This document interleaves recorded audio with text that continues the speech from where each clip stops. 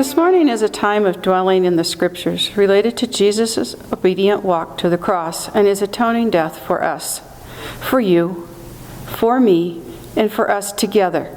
There is no program or words from the front other than Scripture.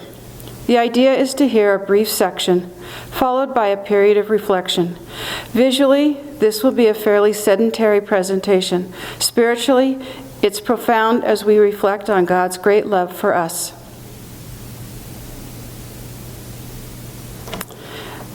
When Jesus finished saying all these things, he said to his disciples, "You know that after 2 days the Passover is coming, and the Son of Man will be handed over to be crucified." Then the chief priests and the elders of the people gathered in the palace of the high priest, who was called Caiaphas, and they conspired to arrest Jesus by stealth and kill him. But they said, "Not during the festival, or there may be a riot among the people."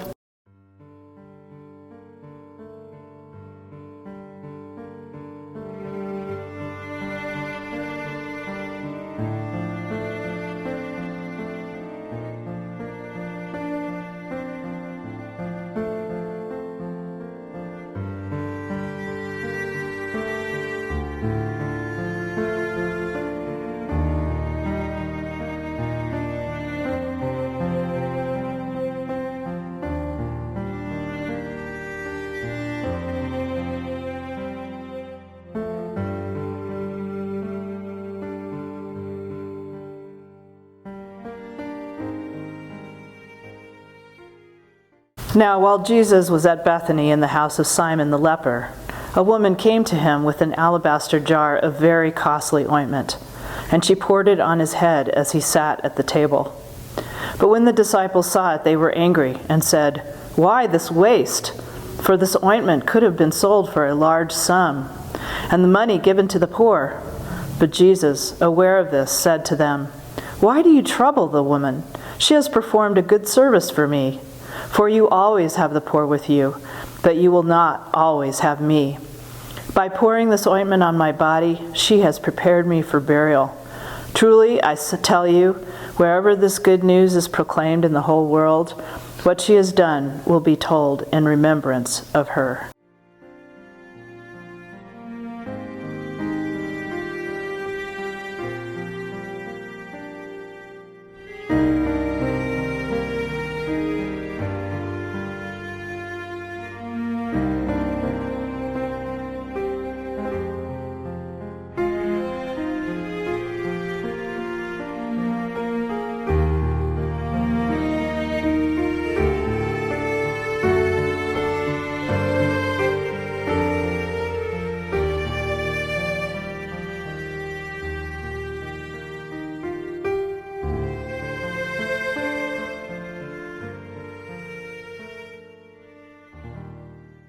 Then one of the 12, who was called Judas Iscariot, went to the chief priests and said, "What will you give me if I betray him to you?" They paid him 30 pieces of silver, and from that moment he began to look for an opportunity to betray him.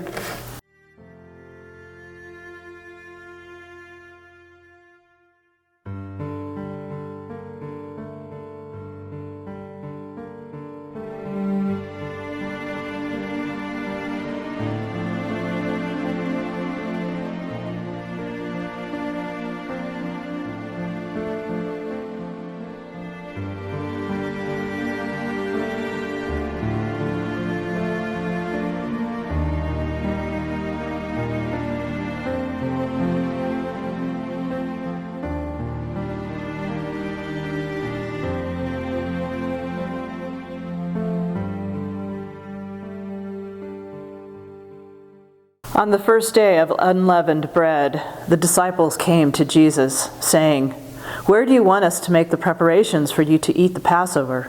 He said, "Go into the city to a certain man and say to him, 'The teacher says, my time is near.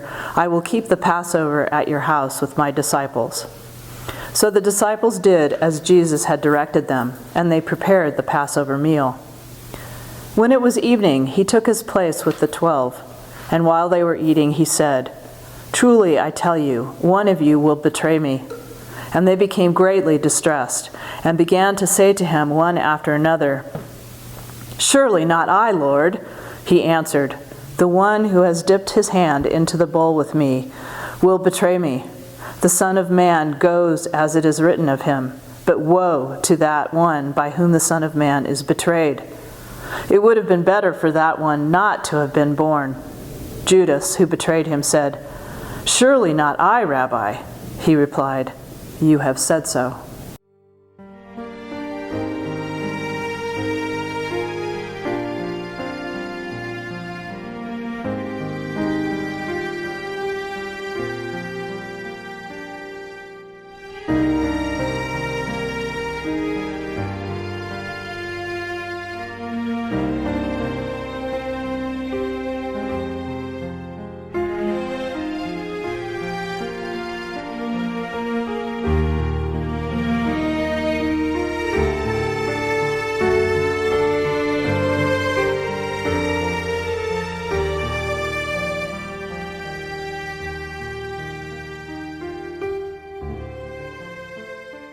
While they were eating, Jesus took a loaf of bread, and after blessing it, he broke it and gave it to his disciples and said, "Take, eat, this is my body."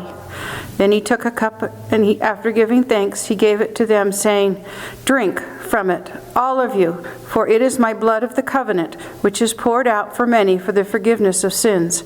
I tell you, I will never again drink of this fruit of the vine until the day that when I drink it new with you in my Father's kingdom." When they had begun to sing the hymn, then they went to the Mount of Olives.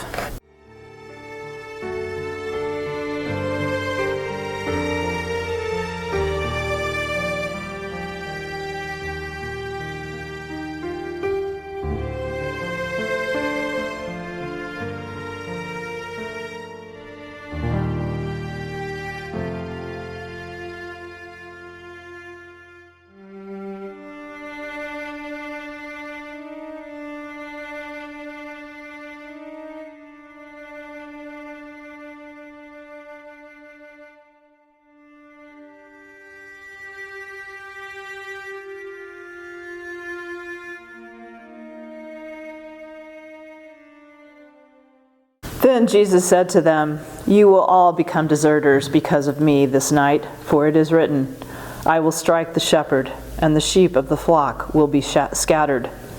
But after I am raised up, I will go ahead of you to Galilee." Peter said to him, "Though all become deserters because of you, I will never desert you." Jesus said to him, "Truly I tell you, this very night, before the cock crows, you will deny me 3 times." Peter said to him, "Even though I must die with you, I will not deny you." And so said all the disciples.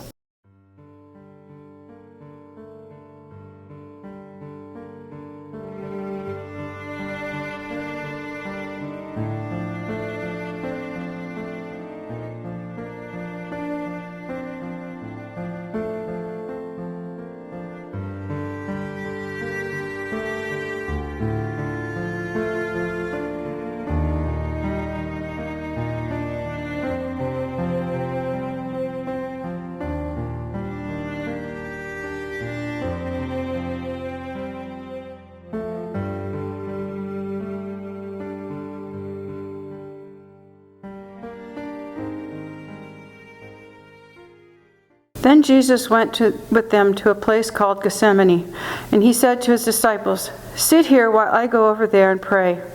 He took with him Peter and the 2 sons of Zebedee, and began to be grieved and agitated. And then he said to them, "I am deeply grieved, even to death. Remain here and stay awake with me."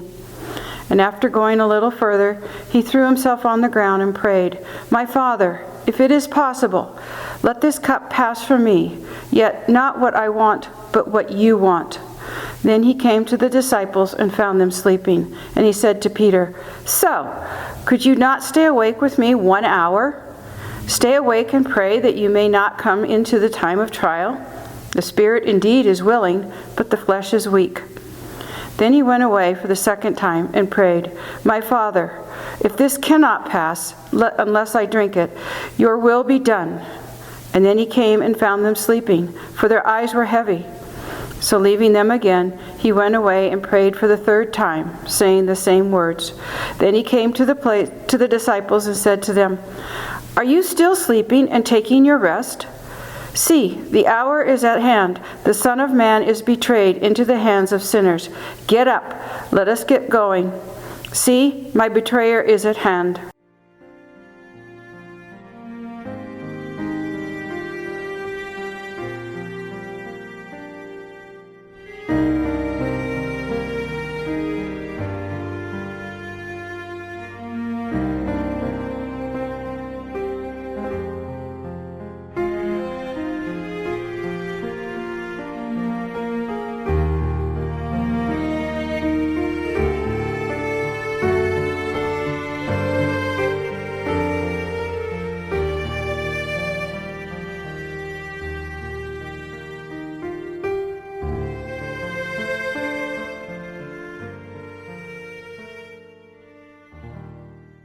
While he was still speaking, Judas, one of the 12, arrived. With him was a large crowd with swords and clubs, from the chief priests and the elders of the people. Now the betrayer had given them a sign, saying, "The one I will kiss is the man. Arrest him." At once he came up to Jesus and said, "Greetings, Rabbi," and kissed him. Jesus said to him, "Friend, do what you are here to do." Then they came and laid hands on Jesus and arrested him. Suddenly, one of those with Jesus put his hand on his sword, drew it, and struck the slave of the high priest, cutting off his ear. Then Jesus said to him, "Put your sword back into its place, for all who take the sword will perish by the sword. Do you think that I cannot appeal to my Father, and he will at once send me more than 12 legions of angels? But how then would the scriptures be fulfilled, which say it must happen in this way?" At that hour Jesus said to the crowds, "Have you come out with swords and clubs to arrest me as though I were a bandit? Day after day I sat in the temple teaching, and you did not arrest me. But all this has taken place, so that the scriptures of the prophets may be fulfilled." Then all the disciples deserted him and fled.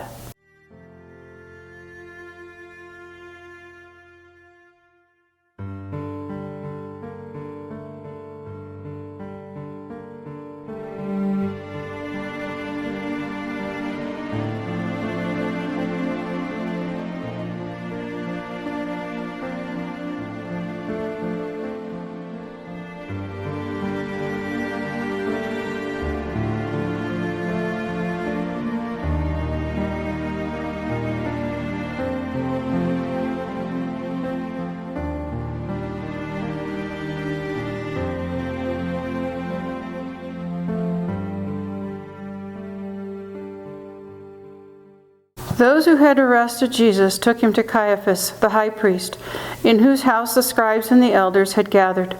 But Peter was following him at a distance, as far as the courtyard of the high priest. And going inside, he sat with the guards in order to see how this would end. Now the chief priests and the whole council were looking for false testimony against Jesus so that they might put him to death.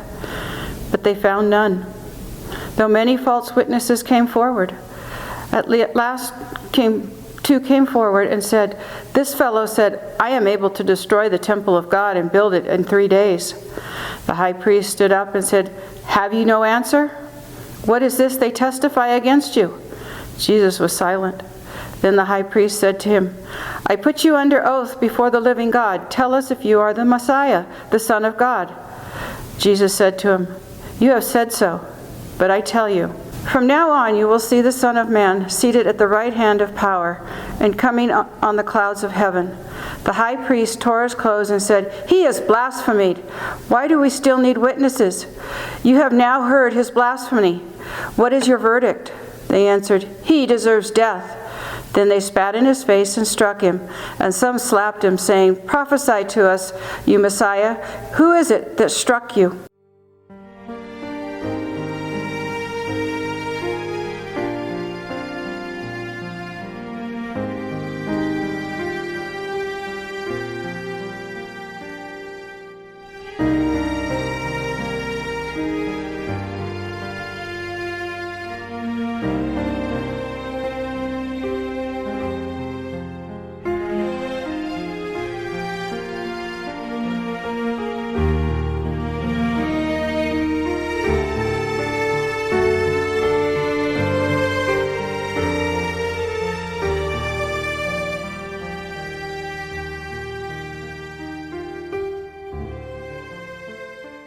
Now Peter was sitting outside in the courtyard.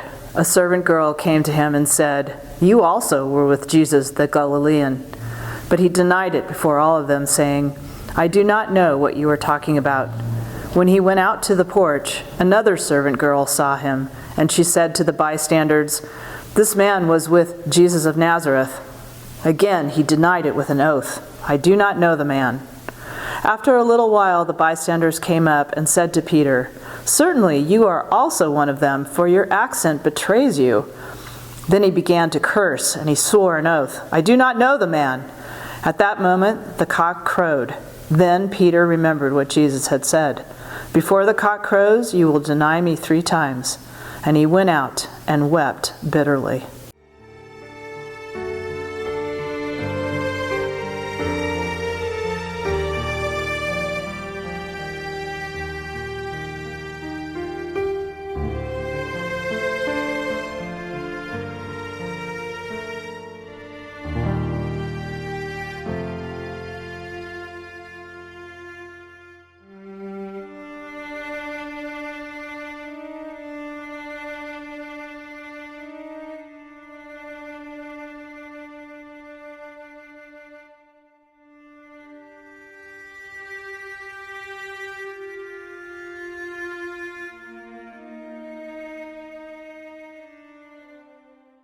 When morning came, all the chief priests and the elders of the people conferred together against Jesus in order to bring about his death. They bound him, led him away, and handed him over to Pilate, the governor. When Judas, his betrayer, saw that Jesus was condemned, he repented and brought back the 30 pieces of silver to the chief priests and the elders. He said, "I have sinned by betraying innocent blood." But they said, "What is that to us? See to it yourself." Throwing down the pieces of silver in the temple, he departed and went and hanged himself. But the chief priests, taking the pieces of silver, said, "It is not lawful to put them in the treasury, since they are blood money." After conferring together, they used them to buy the potter's field in a place to bury foreigners. For this reason, that field has been called the Field of Blood to this day. Then was fulfilled what had been spoken through the prophet Jeremiah. And they took the 30 pieces of silver, the price of one on whom a price had been set, on whom some of the people of Israel had set a price, and they gave them for the potter's field, as the Lord commanded me.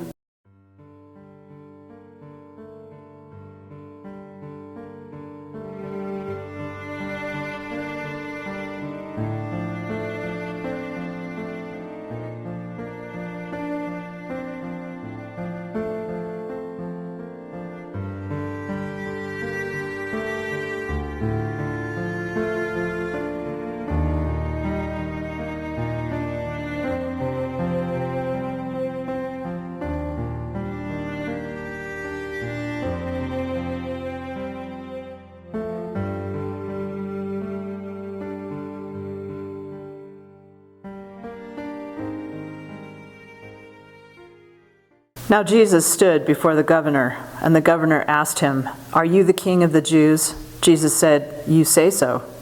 But when he was accused by the chief priests and elders, he did not answer. Then Pilate said to him, "Do you not hear how many accusations they make against you?"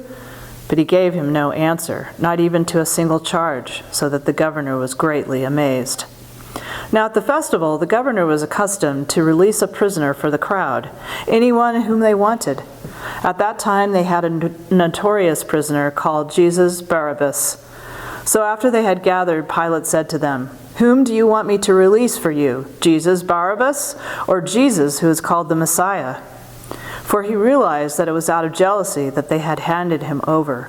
While he was sitting on the judgment seat, his wife sent word to him, "Have nothing to do with that innocent man, for today I have suffered a great deal because of a dream about him." Now the chief priests and the elders persuaded the crowds to ask for Barabbas and to have Jesus killed. The governor again said to them, "Which of the two do you want me to release for you?" And they said, "Barabbas." Pilate said to them, "Then what should I do with Jesus, who is called the Messiah?" All of them said, "Let him be crucified." Then he asked, "Why? What evil has he done?" But they shouted all the more, "Let him be crucified!" So when Pilate saw that he could do nothing, but rather that a riot was beginning, he took some water and washed his hands before the crowd, saying, "I am innocent of this man's blood. See to it yourselves." Then the people as a whole answered, "His blood be on us and on our children." So he released Barabbas for them, and after flogging Jesus, he handed him over to be crucified.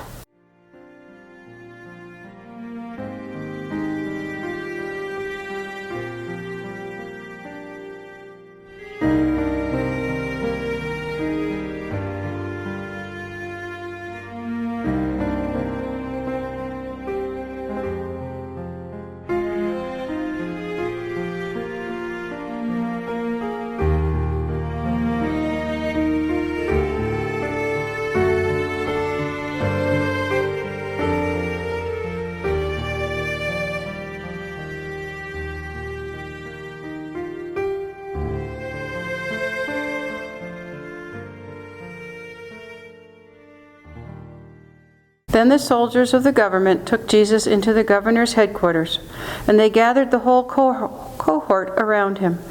They stripped him and put a scarlet robe on him. After twisting some thorns into a crown, they put it on his head. They put a reed in his right hand and knelt before him and mocked him, saying, "Hail, King of the Jews!" They spat on him, and they took the reed and struck him on the head. After mocking him, they stripped him of the robe and put his own clothes on him. Then they led him away to crucify him.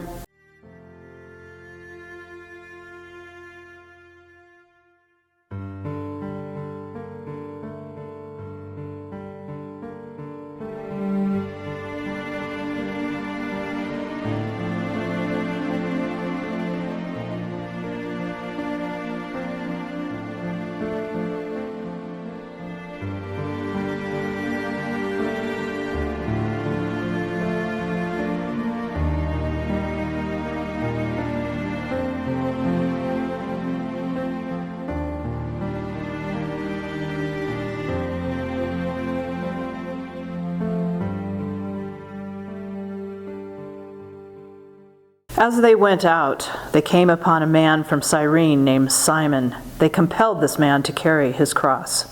And when they came to a place called Golgotha, which means place of a skull, they offered him wine to drink, mixed with gall. But when he tasted it, he would not drink it. And when they had crucified him, they divided his clothes among themselves by casting lots. Then they sat down there and kept watch over him. Over his head they put the charge against him, which read, "This is Jesus, the King of the Jews." Then 2 bandits were crucified with him, one on his right and one on his left. Those who passed by derided him, shaking their heads and saying, "You who would destroy the temple and build it in 3 days, save yourself. If you are the Son of God, come down from the cross." In the same way, the chief priests also, along with the scribes and elders, were mocking him, saying, "He saved others, he cannot save himself. He is the King of Israel. Let him come down from the cross now, and we will believe in him. He trusts in God. Let God deliver him now if he wants to, for he said, 'I am God's son.'" The bandits who were crucified with him also taunted him in the same way.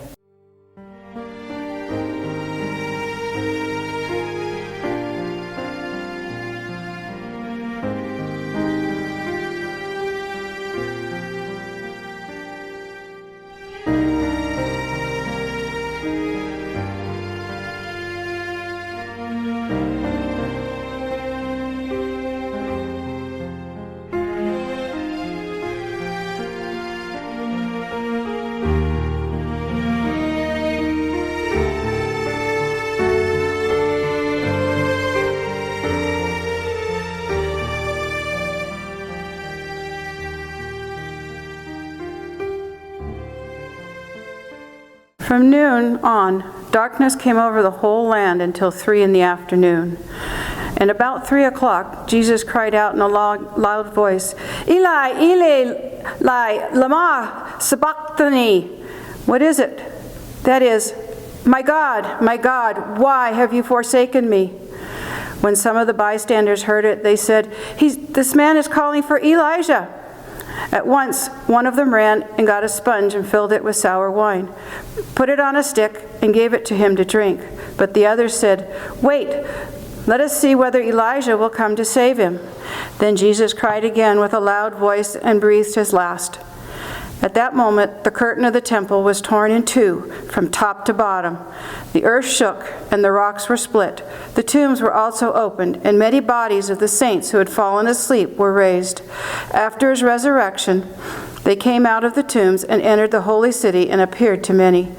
Now, when the centurion and those with him who were keeping watch over Jesus saw the earthquake that took place, they were terrified and said, "Truly, this man was God's Son."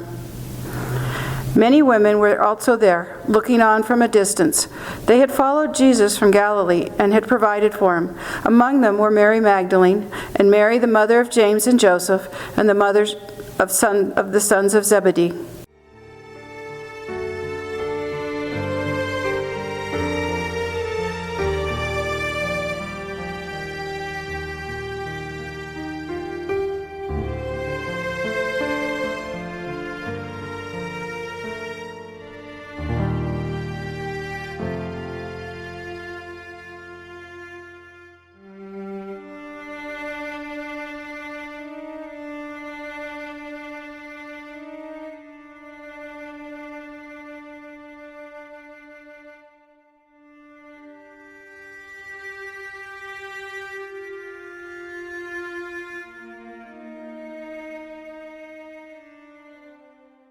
When it was evening, there came a rich man from Arimathea named Joseph, who was also a disciple of Jesus. He went to Pilate and asked for the body of Jesus. Then Pilate ordered it to be given to him. So Joseph took the body and wrapped it in a clean linen cloth and laid it in his own new tomb, which he had hewn in the rock. He then rolled a great stone to the door of the tomb and went away. Mary Magdalene and the other Mary were there, sitting opposite the tomb.